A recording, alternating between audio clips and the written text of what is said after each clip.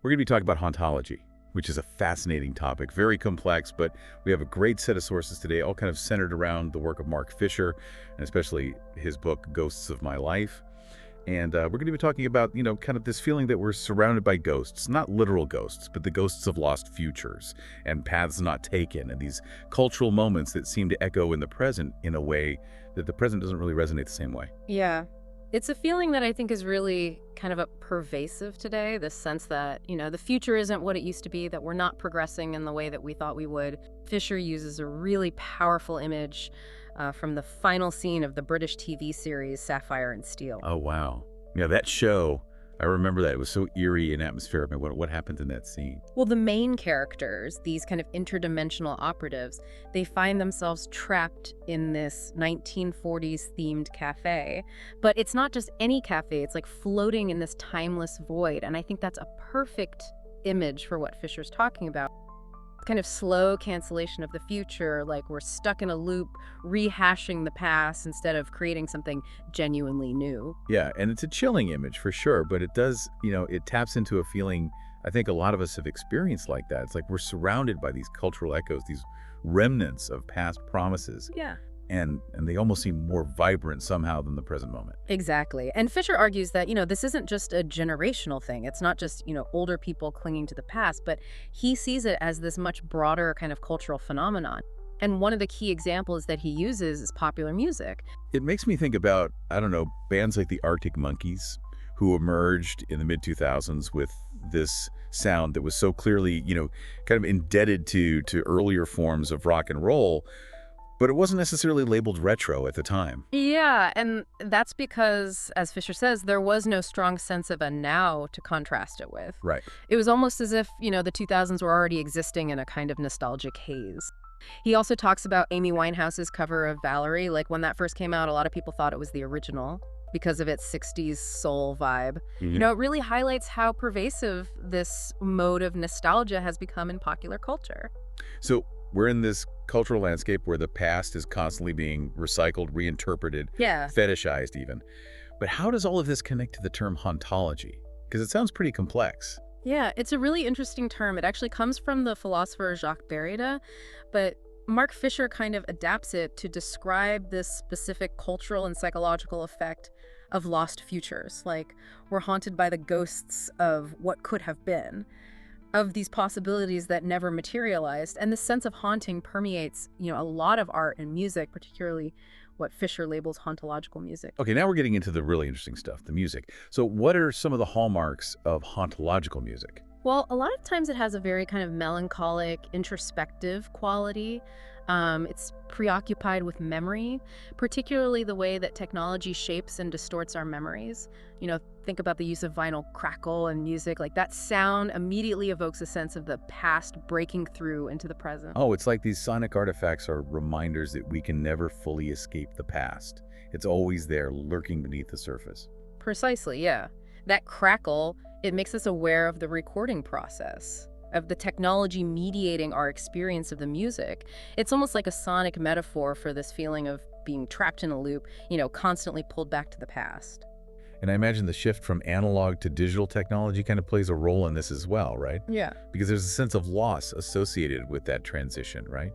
A feeling that something tangible has kind of disappeared. Absolutely. And Fisher argues that, this sense of loss contributes to the melancholia that's so central to hauntological music. It's almost like a lament for a future that never arrived, a future that was somehow promised to us but never delivered. But how is this different from other forms of melancholia? Like what some scholars call post-colonial melancholia, which is more about lamenting the loss of power and privilege. I think hauntological melancholia is not about a specific loss in the same way. It's this broader feeling of unfulfilled potential, kind of a societal depression. And it's not just about, lamenting lost privilege. It's this more diffuse sense that something's gone wrong. Yeah, that makes sense. So it's this feeling of unfulfilled potential, societal depression that kind of transcends generations in a way. The feeling that future we were promised, the future of progress and possibility, has somehow slipped away. Exactly, yeah. And it's fascinating how this concept of hauntology connects these very personal feelings of loss and disappointment to these much larger cultural and political shifts. To really understand how this plays out, we need to look at some specific examples. F. Fisher spends a lot of time analyzing the music of Joy Division and Tricky. What are your initial thoughts on those two artists Yeah. in relation to Hauntology? Well, Joy Division, I mean, their music is undeniably melancholic, which I think really reflects the post-industrial landscape of Manchester where they came from. It's like their music is capturing this despair and social anomie of that time. Yeah, and it's remarkable how their music, especially through the voice of Ian Curtis, seems to connect individual psychopathology with this broader sense of cultural breakdown. Yeah. Curtis became like this icon of melancholia, Yeah. almost like a sacrificial figure, Yeah. embodying the anxieties of an entire generation. I've always been struck by how their music continues to resonate with people who weren't even alive when Joy Division was active. It's like Curtis tapped into something universal, a collective unconscious of sorts that speaks to those feelings of alienation and despair that continue to haunt us today. And then you have Tricky, who takes those themes of haunting and identity to a whole other level. His music often feels like a transmission from some other realm, like he's channeling voices from the past or even the future. And his personal history, particularly his kind of gothic upbringing, is really intriguing in relation to his music. Oh yes, the story about his grandmother playing Billie Holiday while telling him he looked like his deceased mother, it's so evocative. And it speaks to this blurring of identities that's so central to his work. It's like he inhabits this liminal space, blurring the lines between male and female perspectives, and his music has this intensely hypnotic quality that seems to induce trance states, both in himself and his collaborators. Yeah, and the way he works with female vocalists is fascinating. It's almost like he's encouraging them to sing from a male perspective while he simultaneously kind of inhabits a more feminine space. Exactly, and it creates this unsettling and disorienting effect. It does. A kind of sonic doppelganger or phantom presence. And I think that sense of dispossession, that feeling of not being fully present in your own body or your own identity, is arguably what makes his work so potent. Yeah, it's as if he has to erase himself to disappear into these other voices in order to create something truly unique and unsettling. It's a fascinating paradox. It is. And one that really, I think, speaks to the power of hauntology to disrupt our sense of self and our place in the world. And from music, Fisher takes us into the realm of film. He argues that Stanley Kubrick's The Shining is a prime example of hauntology in cinema. What aspects of that film do you think best exemplify this concept? Well, I think the Overlook Hotel itself is almost like a character in the film. It is, yeah. This kind of repository of memories and traumas that seep into the present, blurring the lines between reality and hallucination. The Gold Room has always been so fascinating to me. This kind of idealized past, right? This fantastical space where Jack Torrance can kind of escape the pressures of his present life. But it's a false utopia, a seductive trap that ultimately leads to his downfall. And the film's editing, with its long, slow tracking shots and abrupt jump cuts, it just reinforces that sense of being trapped in a loop, reliving the same traumas over and over again. It's worth noting that the film, like Stephen King's novel, is incredibly fatalistic. Yes. Jack's history of violence, his repressed trauma, it's all there waiting to erupt. It's like the Overlook Hotel is simply a catalyst bringing to the surface the darkness that was already inside him. And that's where I think the connection to hauntology becomes even more potent. Yeah. It's not just about being haunted by literal ghosts, but by these unfulfilled possibilities, the paths not taken, Right. the futures that were foreclosed. So if hauntology is this pervasive sense of being stuck in a loop, of being haunted by the ghosts of what could have been, how do we break free? Is it even possible to imagine and create new futures in this cultural landscape? That's the central question, isn't it? And I don't think there are easy answers. But he does suggest that confronting those ghosts, acknowledging the ways in which we're haunted by the past, is a necessary first step toward imagining new possibilities. Yeah, that's a great point. Picking up on that idea of confronting those ghosts, let's turn to The Caretaker, the musical project of Leyland Kirby. Fisher saw something really profound in his work, especially that album, Theoretically Cure Interrograde Amnesia. Oh, that album it's an experience. Those warped, looping ballroom melodies, the constant crackle and static. It's like being lost in this fading memory, like wandering the halls of a decaying mansion. You hit the nail on the head. It's like stepping into the Overlook Hotel. from The Shining, after it's been abandoned. But what makes the caretaker's music even more fascinating is that it's not simply nostalgia for a bygone era. It speaks to something much deeper, this sense that the present itself is somehow impossible to grasp. It does feel strangely relevant to our current moment. We're bombarded with information, everything's moving so fast, it's hard to make sense of it all. It's like we're experiencing a collective amnesia, constantly forgetting what just happened while the past seems more vivid than ever. Yeah, that's precisely what Fisher picks up on. The caretaker's music reflects a very real anxiety about information overload, this feeling that nothing really sticks, that we're constantly losing our grip on the present moment, and it resonates with this postmodern condition of constant erasure and fragmented memories. And then we have something seemingly completely different, Mhm. the Jimmy Savile scandal. Now, how does this connect to hauntology? Well, Fisher argues that the Savile scandal exposed the dark underbelly of what was considered innocent family entertainment in the 1970s. This figure, who was once seen as eccentric, even beloved, suddenly becomes a symbol of something doubly disturbing, and it forces this kind of reassessment of that era and its hidden abuses of power.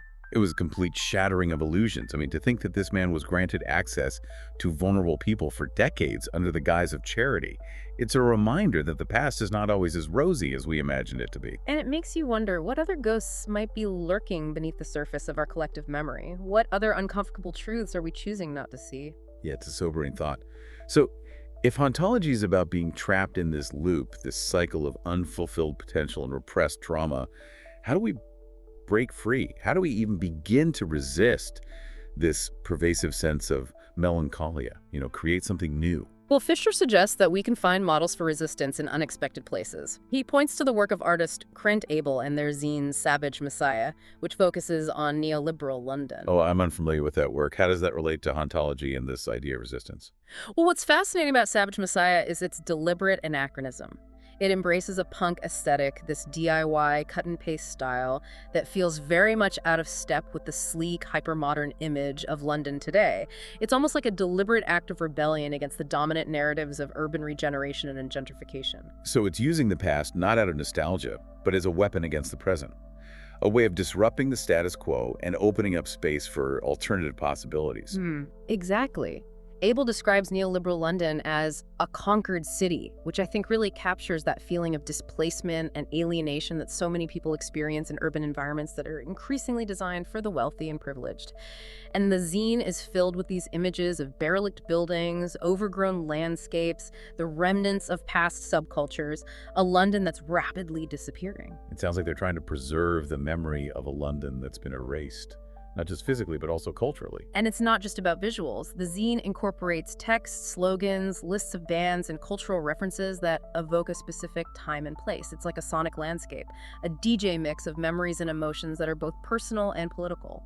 It strikes me that this act of remembering, of reclaiming the past, can be a powerful form of resistance. It's a way of saying, we were here, and we're not going to let you erase our history. There's a line in the zine that I think really gets to the heart of this.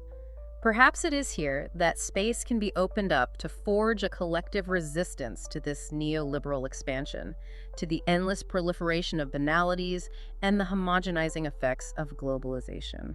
Wow, that's a powerful statement. And it raises the question, is it enough to simply resist? To hold on to the fragments of the past? Can we actually create something genuinely new? And Fisher doesn't offer easy answers, but he does suggest that engaging with art and music that confronts the ghosts of the past can be a starting point. So it's not about romanticizing the past, but about using it as a springboard for imagining new futures. Exactly. It's about understanding that the past is always present, shaping our present and influencing our future. It's also about recognizing that we have the power to reinterpret the past, to challenge the dominant narratives, and to create new stories that reflect our own values and aspirations. That's a great point. It's about taking ownership of our history, not letting it define us, but using it as a tool for creating something better. Speaking of taking ownership, Fisher also touches on the Junior Boys song, So This Is Goodbye. It seems to deal with this feeling of loss on a more personal level. Yeah, that song beautifully captures a specific kind of melancholia, a kind of nomadic yearning for a place that may not even exist. It's like a soundtrack to the feeling of being lost in a drift, searching for something you can't quite name but know is missing. It's that feeling of being caught between worlds, of saying goodbye to something without knowing what you're saying hello to. And it's a feeling that's become increasingly common in a world where everything is constantly changing and nothing feels stable or certain. It's the feeling of being a ghost in your own life, haunting the spaces you once inhabited, yearning for a future that feels increasingly out of reach. It really is that feeling of just being adrift, like this, I don't know, like an existential homesickness. And it makes me wonder, if we're all haunted by these ghosts of lost futures, can we ever truly exorcise them? Like, is it possible to break free from the grip of hauntology and build a future that feels, vibrant and hopeful? That's the million-dollar question, isn't it? And I don't think there's a simple answer, like a magic formula for banishing these ghosts. But I do think the first step is recognizing that they're there, right? Acknowledging the ways in which they influence our thinking and shape our perceptions of the world. So awareness is key. But what comes after awareness? How do we translate that understanding into action? How do we actually start building these new futures? Well, I think it starts with reclaiming our imaginations. For so long we've been told that there's no alternative, that capitalism and its inherent limitations are the only game in town. But that's just not true. We need to remember that there are other ways of living, other ways of organizing society, other ways of relating to each other and to the planet. It's about breaking free from those dominant narratives, right? The stories that tell us we're powerless to change things. It's about creating our own stories, our own visions of the future. Exactly. And that's where art and music can play such a vital role. They can help us to see the world differently, to imagine alternative possibilities, to connect with each other and build solidarity. They can offer hope and inspiration when things feel bleak. So it's not about giving up on the future. It's about fighting for the future we want, the future we deserve. Yeah, and that fight is absolutely worth having. I mean, the alternative is unthinkable, right? A future where we're all just passively consuming, endlessly scrolling, forever haunted by the ghosts of what might have been. And I think a lot of our listeners would agree. That's a future we want no part of. So where do we go from here? What concrete steps can we take? Well, it can start with small acts of resistance, supporting artists and musicians who are challenging the status quo, creating our own spaces for creativity and connection, building communities based on shared values and a vision of a better world. It's about taking back control, reclaiming our agency, refusing to be defined by the forces that try to control us. That's it, yeah. We need to recognize that we have the power to change things, that we're not simply passive victims of history. We can choose to be haunted by the ghosts of hope, the spirits of those who came before us and fought for a better world. We can carry their legacy forward and create a future that's worthy of their sacrifices. It's a powerful image. Yeah.